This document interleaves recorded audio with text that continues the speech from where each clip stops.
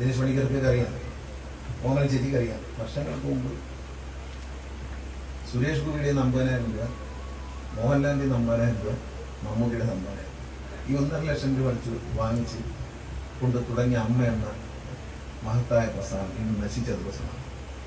വേണ്ട കാറ്റ് പോയി. എല്ലാവർക്കും അതിന് ഇപ്പോട്ട് വന്നിട്ടില്ല. ഞാൻ എന്ത് പറയുന്നത് അറിയാൻ വേണ്ടിയിട്ട് എനിക്ക് വ്യക്തിപരമായി വേദനയുണ്ട്. കാരണം ഞാൻ ഇവിടുന്ന് തിരുവനന്തപുരത്തുനിന്ന്, അന്ന് അമ്മയുടെ മെമ്പർഷിപ്പ് ഒന്നും എടുക്കാൻ ആരും തയ്യാറല്ല. ഞാൻ ഇവിടുന്ന് തിരുവനന്തപുരത്തുനിന്ന് മണിയമ്പുഴ രാജു ഞാനും കൂടി എൻ്റെ കാറിൽ സ്വന്തം പൈസയ്ക്ക് പെട്രോൾ അടിച്ച് എറണാകുളത്ത് പോയി BTH താമസിച്ചു, കോഴിക്കോട് പോയി മഹാറാണി താമസിച്ചു. എല്ലാവരുടെയും മാമുപ്പയെ അടക്കം ഇവിടെ എല്ലാം ഇന്നസെന്റ് അടക്കമുള്ള വീട്ടിൽ ചെന്ന് അവരെ മെമ്പർഷിപ്പ് എടുത്തു.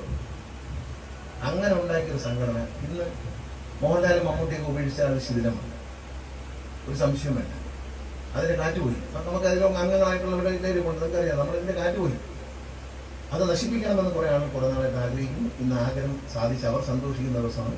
പക്ഷേ നമ്മളെ സംബന്ധിച്ച് ദുഃഖമുണ്ട്. കാരണം 150-150ഓളം ആളുകൾ, കൃഷ്ണ പറയുന്നത് 130 പേർക്ക് മാസം 5,000 രൂപ വെച്ച് കൈനീട്ടമായി ഗുളിക വാങ്ങിക്കാൻ പണമില്ലാത്ത പഴയ നടീനടന്മാരുണ്ട്. അവരോടാണ് ഈ ദ്രോഹം ഇതിനെ തകർത്തുകൊണ്ട് മീഡിയകളും അതിൻ്റെ കൂടെ വന്നവരും ചെയ്തതെന്ന് തുറന്നു പറയേണ്ടി വരുന്നതിൽ വളരെ വിഷമമുണ്ട്, വളരെ വേദനയുണ്ട്. കാരണം 5,000 രൂപ കൊടുക്കുന്ന അത്ര എന്ത് അസുഖം വന്നാലും ചികിത്സിക്കാൻ ഇൻഷുറൻസ്. ഇവർക്കെല്ലാം എത്ര ലക്ഷം രൂപയുടെ പ്രീമിയം അടയ്ക്കുന്നത്. ഇത് വളരെ നിസ്സാരമല്ല. മോഹൻലാലും മമ്മൂട്ടിയൊക്കെ വിചാരിച്ചെങ്കിൽ മാത്രമേ ഇത് കൂട്ടിയാൽ കൂടുതൽ. ഞാൻ ചെറിയൊരു പറഞ്ഞു കൊടുക്കായിരുന്നു. കാരണം ഒരു വർഷം, ഒരു 1.5 വർഷം കഴിയുമ്പോഴത്തേക്ക് ഒരു 4 കോടി 5 കോടി നമ്മുടെ കയ്യിലുണ്ടെങ്കിൽ ഇത് നടത്തിക്കൊണ്ടുപോകാം. കാരണം 130 പേർക്ക് 5,000 രൂപ വെച്ച് കൊടുക്കണം. ഇത് കൂടാതെ ഇൻഷുറൻസിന്റെ പ്രീമിയം അടയ്ക്കണം. ഈ മറ്റെന്തെങ്കിലും അസുഖം വന്നെന്ന് പറഞ്ഞാൽ പെട്ടെന്ന് പോയി പഠിച്ചു കൊടുത്ത് സഹായിക്കണം. ഞാനുണ്ട്. മോഹൻലാലും മമ്മൂട്ടിയൊക്കെ മാറി നിന്ന് കഴിഞ്ഞാൽ ഇതിനെ ആർക്കും നയിക്കാനൊക്കില്ല, ഞാൻ ഉറപ്പിച്ച് പറയാണ്. കാരണം ഇപ്പോഴും കഴിഞ്ഞ ആഴ്ചയും മലയാള മനോരമയുടെ ചാനലുമായിട്ട് ചേർന്ന് ഒരു നല്ല പ്രോഗ്രാം നടത്തി. ആ പ്രോഗ്രാമിന് കിട്ടിയ പൈസ ഈ അമ്മയ്ക്ക് മുതൽ കിട്ടും.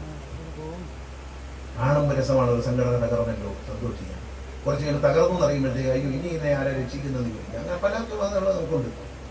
അതൊന്നും അവിടെ പറയേണ്ടതെന്ന് വെച്ചാൽ ഞാൻ അവരോട് സംസാരിക്കുക പിളക്കമുണ്ടായിട്ടൊന്നും ഞാൻ അതിന് അഭിപ്രായം പറഞ്ഞു. പക്ഷേ വ്യക്തിപരമായി ഈ ഒരു ചെറിയ സദസ്സിൽ ഞാൻ പറഞ്ഞു, എൻ്റെ മനസ്സിൽ ഹൃദയവേദന ഉണ്ടായിരുന്ന ദിവസമാണ്. ഞാൻ കൊല്ലത്ത് വരുമ്പോഴാണ് ഞാൻ മോഹൻലാലുമായിട്ട് സംസാരിക്കുന്നത്. അദ്ദേഹം എന്ന് പറഞ്ഞു ഞാൻ ഒഴിഞ്ഞു പോകാൻ.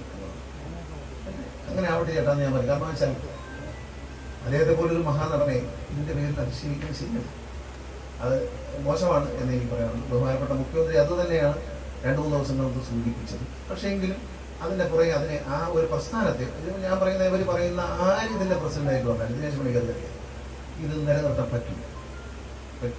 മമ്മൂട്ടി മോഹൻലാൽ ഇന്നസെന്റ് നന്നായി നടത്തി. അപ്പോൾ ഇന്നസെന്റിന് ഇടവും വലവും മമ്മൂട്ടി മോഹൻലാൽ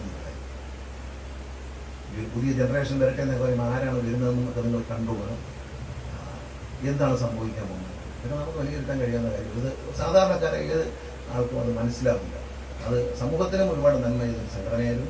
ഇനി അതെങ്ങനെ എന്നുള്ള കാര്യം ദൈവം തമ്പുരാന് മാത്രമേ പറയുന്നത്. നമ്മൾ ഇത്തരം കാര്യങ്ങൾ ചെയ്യുമ്പോൾ അതിലുണ്ടാകാവുന്ന ഒരു ഗുണഫലം വഹിക്കുന്ന പാവങ്ങൾ ഒരുപാട് വരും. അവരെ പറ്റി ചിന്തിക്കുക. നമ്മുടെ പാർട്ടിയല്ല, നമ്മുടെ പാർട്ടി പാവങ്ങളെ സഹായിക്കുന്ന ഒരു പാർട്ടിയായാൽ മാത്രമേ ആളുകളെ സഹായിക്കൂ.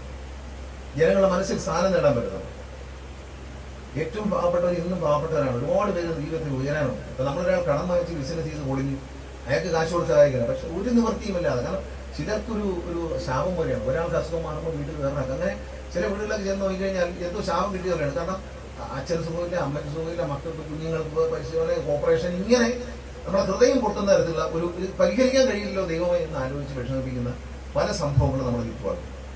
നമുക്കവരെ ഒരു വിധത്തിൽ കൈപിടിച്ച് കയറ്റാൻ പറ്റില്ല. അച്ഛന് മാരകമായാസം, അമ്മയ്ക്ക് മാരകമായാസം, കുഞ്ഞിന് അതിനേക്കാളും വലിയ സർജറി വേണം. ഇങ്ങനെ പോകുമ്പോൾ നമ്മൾ അങ്ങ് ഹൃദയം കൊണ്ട് തകർന്നു. നമ്മളത് കഴിയാത്തൊരവസ്ഥ നമുക്കുണ്ട്. ആ അവസ്ഥയൊക്കെ ഉണ്ട്. ആ ഏതോ സംഘടനയാണോ ഇത്തരം നല്ല കാര്യങ്ങൾ ചെയ്യുന്നത് അവരെ നമ്മൾ അഭിനന്ദിക്കണം. എൻ്റെ നാട്ടിലാണ് ഗാന്ധി ഭവൻ എന്ന സ്ഥാപനം.